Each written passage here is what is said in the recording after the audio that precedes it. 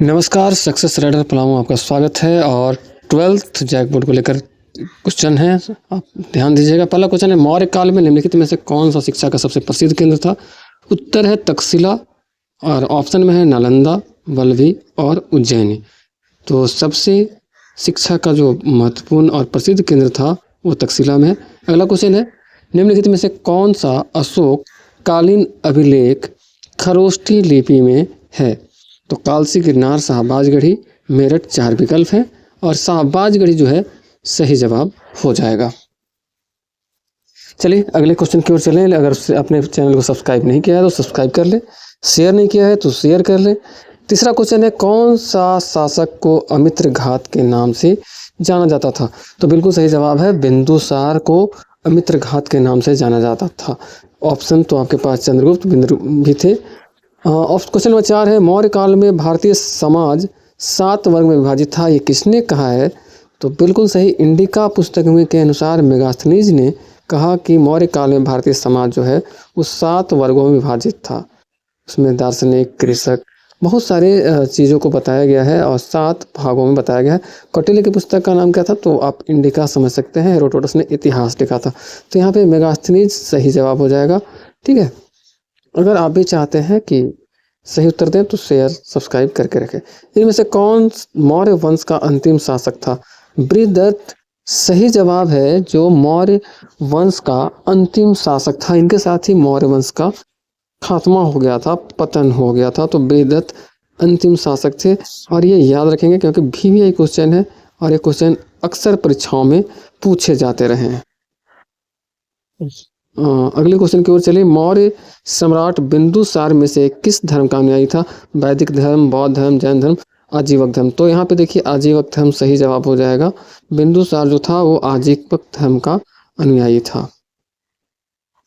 कुछ मौर्य शासकों ने जैन धर्म को अपनाया था, बौद्ध धर्म को भी अपनाया था।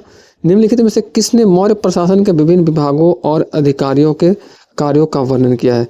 तो कौटिल्य ने किया है। उनकी एक पुस्तक है अर्थशास्त्र, उसमें उन्होंने सप्तांग सिद्धांत दिया है और इन 7 सिद्धांतों में अधिकारियों के कार्यों का, विभागों के कार्यों का बेहद विस्तार से वर्णन किया गया है। चलिए आगे बढ़ेंगे क्वेश्चन नंबर 8 की ओर। अगर आपने चैनल को सब्सक्राइब नहीं किया है तो सब्सक्राइब कर ले, शेयर नहीं किया तो शेयर कर ले। चंद्रगुप्त मौर्य का संघर्ष नंद वंश के किस शासक से हुआ था?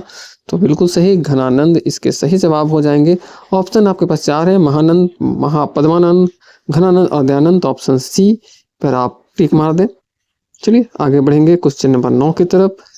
और बहुत ही महत्वपूर्ण प्रश्नों की ये सीरीज है। 73 क्वेश्चन इस ग्रुप में होने वाले हैं। निम्नलिखित में से किस युद्ध के पश्चात अशोक ने बौद्ध धर्म को अपनाया था? तो आपको पता ही है, 261 ईसा पूर्व कलिंग युद्ध के बाद उसने धर्म नीति फिर बौद्ध धर्म को अपना लिया था और यहाँ से युद्ध नीति का त्याग कर दिया था सम्राट अशोक ने। क्वेश्चन नंबर 10 की ओर चलेंगे। और क्वेश्चन नंबर 10 क्या है? ऑप्शन में हालांकि इसमें आपके पास मगध युद्ध था, झेलम युद्ध था, कर्नाटक युद्ध था। आप ये जो स्क्रीन में देख रहे हैं, नेहा बनी टॉपर, तो ये हमारे ही संस्थान की विद्यार्थी रही है। आप भी पढ़ें और अगली बार आप भी पलामू टॉपर बनने का प्रयास करें और बने रहें। क्वेश्चन नंबर 10 आ रहा है और ये है, मौर्य सम्राट चंद्रगुप्त निम्नलिखित में से किस धर्म का अनुयायी था? वैदिक धर्म, जैन धर्म, बौद्ध धर्म और कोई नहीं, 4 विकल्प हैं। तो यहाँ पे जैन धर्म का अनुयायी स्टार्टिंग में था वो। ठीक है, और ये जैक बोर्ड का जो 12th का एग्जाम है 2026, उसके हिसाब से क्वेश्चन बनाए गए हैं, तो ये आपके लिए काफ़ी महत्वपूर्ण होने वाले हैं। चलो दोस्तों, क्वेश्चन नंबर 11, अशोक महान निम्नलिखित में से किस प्राचीन राजवंश में से था? तो अशोक आपको पता ही है कि चंद्रगुप्त का पोता था, तो ये मौर्य साम्राज्य से था। हालांकि विकल्प आपके पास हर्यक भी है, शिशुनाग भी है और शुंग वंश भी है। तो यहाँ पे वो मौर्य वंश का वंश से संबंधित था। बिंदुसार के पिता थे, मौर्य वंश का तीसरा शासक था।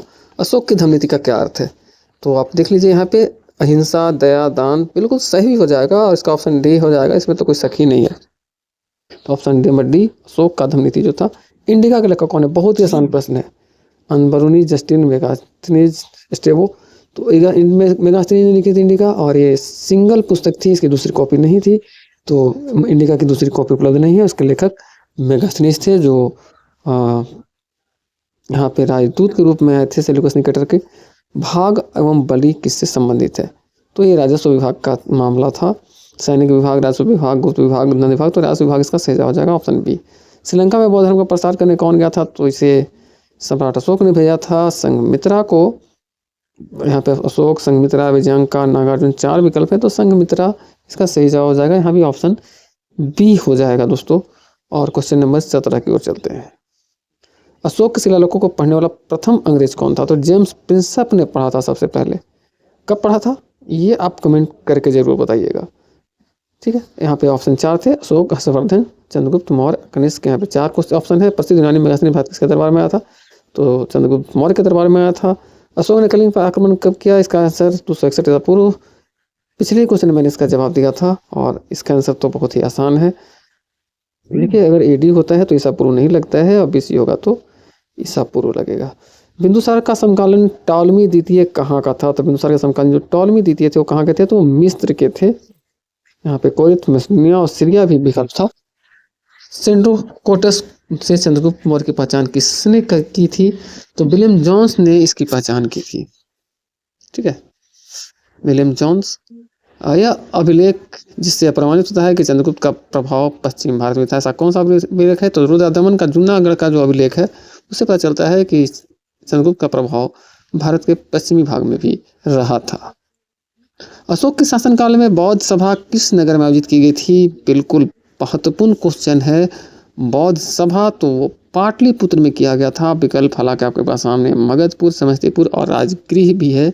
चाणक्य का अन्य नाम क्या था? तो इनका नाम विष्णुगुप्त भी था और कौटिल्य भी था। 3 नाम से जाने जाते थे। विकल्प तो रामास्वामी, विशाखादत्त, राजशेखर है, लेकिन विष्णुगुप्त इसका सही जवाब होगा। चलिए अगले क्वेश्चन की ओर चलते हैं। अलेक्जेंडर का सेनापति सेल्यूकस को किसने हराया? तो चंद्रगुप्त ने हराया था सेल्यूकस को।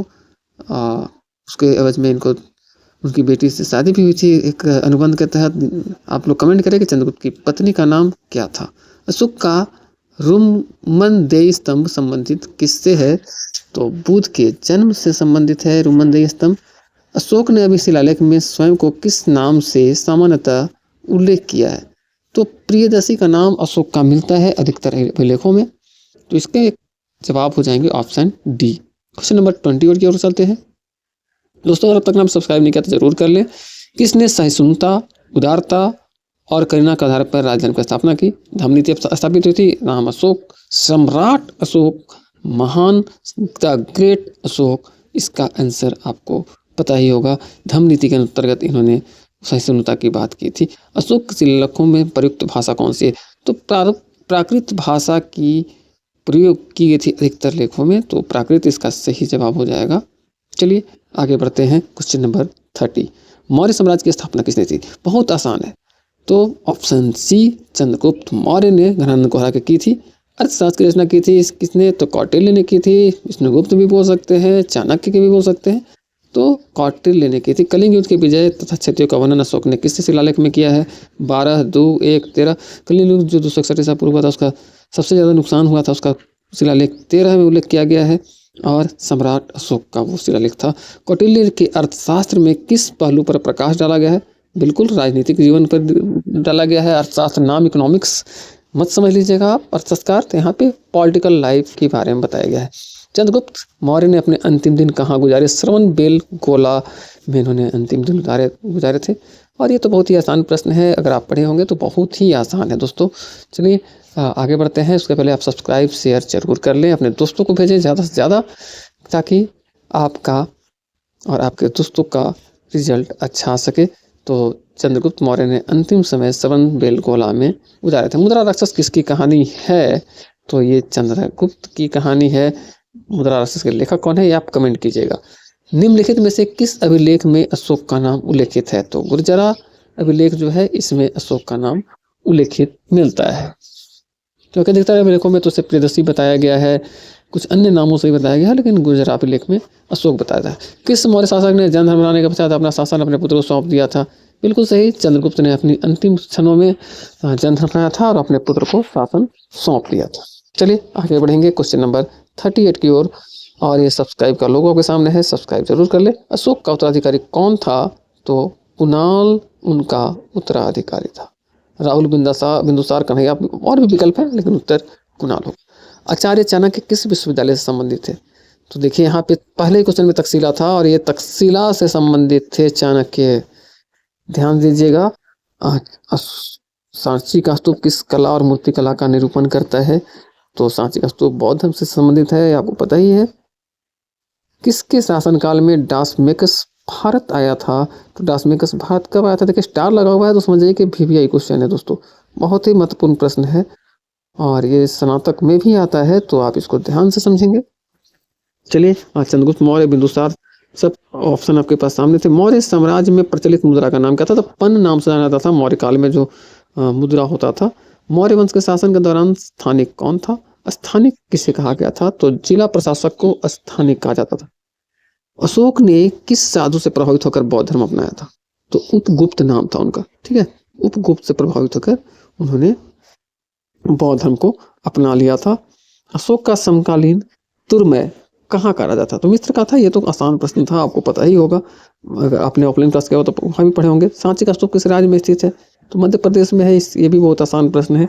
ऐसे प्रश्नों के लिए आप तैयार हैं और ये SSC GD में भी क्वेश्चन पूछे जाते हैं, ग्रेजुएशन में पूछे जाते हैं, तो बहुत ही महत्वपूर्ण है। रज्जुक कौन थे? तो रज्जुक मौर्य शासन के अधिकारी को रज्जुक कहा जाता था। चलिए आगे बढ़ेंगे। अशोक के शिलालेख किस लिपि में खुदे हुए हैं? तो ब्राह्मी लिपि में। भाषा प्राकृत थी, लिपि ब्राह्मी थी, बहुत ही आसान है। चलिए आगे बढ़ेंगे। अगला क्वेश्चन 49। और भारत पर मौर्य वंश के पश्चात अगला शासन कौन था? तो शुंग वंश। शुंग वंश इसका शासक था। पुष्यमित्र शुंग ने हत्या करके और शासन को स्थापित कर लिया था, तो यहाँ पे शुंग वंश हो जाएगा, ठीक है। मौर्य वंश के बाद शुंग वंश के शासन की स्थापना हुई थी। प्रथम भारतीय साम्राज्य स्थापित किया गया था किसके द्वारा? भारत का प्रथम साम्राज्य किसके द्वारा स्थापित किया गया था? तो चंद्रगुप्त मौर्य के द्वारा किया गया था। और आज भी हम लोग उस भारत की कल्पना करते हैं, अखंड भारत या मगध साम्राज्य। निम्नलिखित में से किस जानकारी अशोक के अभिलेखों से मिलती है? तो अशोक के अभिलेखों से सभी जानकारी मिलती है, सामाजिक जीवन की, आंतरिक नीति की, विदेश नीति की। तो यहाँ पे ऑप्शन डी जो है वो सही हो जाएगा। दोस्तों आपको कमेंट में बताना है कि अशोक के कितने अभिलेख थे। मौर्य काल में सम्राट अशोक के समकालीन शासक कौन थे? तो महासेन, तुर्माया, तिस, विजयबाहु। तो तुर्माया सही जवाब होगा। चंद्रगुप्त मौर्य का जन्म कब हुआ था? तो 340 ईसा पूर्व। फिर से यहाँ देखिएगा BC है। मौर्य साम्राज्य की राजधानी कहाँ थी? तो आपको पता ही है, पाटलिपुत्र, जिसकी स्थापना उदयन ने की थी, यानी कि पटना। क्वेश्चन नंबर 55 की ओर चलते हैं दोस्तों। और आप सब्सक्राइब, शेयर, कमेंट करना न भूलें और बने रहें और भी क्वेश्चन के साथ। महान अशोक किस वंश के शासक थे? तो महान अशोक मौर्य वंश के शासक थे। इसमें तो कोई अपवाद भी नहीं है। मेवाड़, मुगल, पेशवा तो खैर हो ही नहीं सकते। चंद्रगुप्त पाटलिपुत्र में पैदा हुआ था, जो अब स्थित है। तो ये पाटलिपुत्र कहाँ स्थित है? पता ही है, बिहार की राजधानी है, पटना के नाम से जानी जाती है। तो ये अब बिहार में है। बिंदुसार किसका पुत्र था? बिल्कुल सही, अशोक का पिता और चंद्रगुप्त का पुत्र। सम्राट अशोक किसके उत्तराधिकारी थे? तो जाहिर सी बात है अपने पिता के उत्तराधिकारी होंगे, तो बिंदुसार सही जवाब हो जाएगा, ठीक है। पहले शासक चंद्रगुप्त मौर्य, दूसरा बिंदुसार और तीसरा सम्राट अशोक। मौर्य वंश का अंतिम सम्राट कौन था? मैंने पहले भी पढ़ा चुका है, बृहदत्त, जिसकी हत्या पुष्यमित्र शुंग ने की थी। तो कुछ जगहों पे काला अशोक भी बोला जाता है, लेकिन यहाँ पे अंतिम सम्राट जो है बृहदत्त हो जाएगा। यूनानी लेखक जस्टिन द्वारा किसे सेंडोकोटस कहा गया है? तो यूनानी लेखक ने सेंडोकोटस किसे कहा था? तो चंद्रगुप्त मौर्य को सेंडोकोटस के नाम से जाना जाता है। यहाँ पे द्वितीय और समुद्रगुप्त नहीं बोलना है, ठीक है। प्रथम द्वितीय का प्रयोग नहीं होगा। विख्यात सांची का स्तूप किसने बनवाया था? तो ये जहाँ सांची का स्तूप है ये किसने बनाया था? तो पता ही है आपको, सम्राट अशोक ने बनवाया था।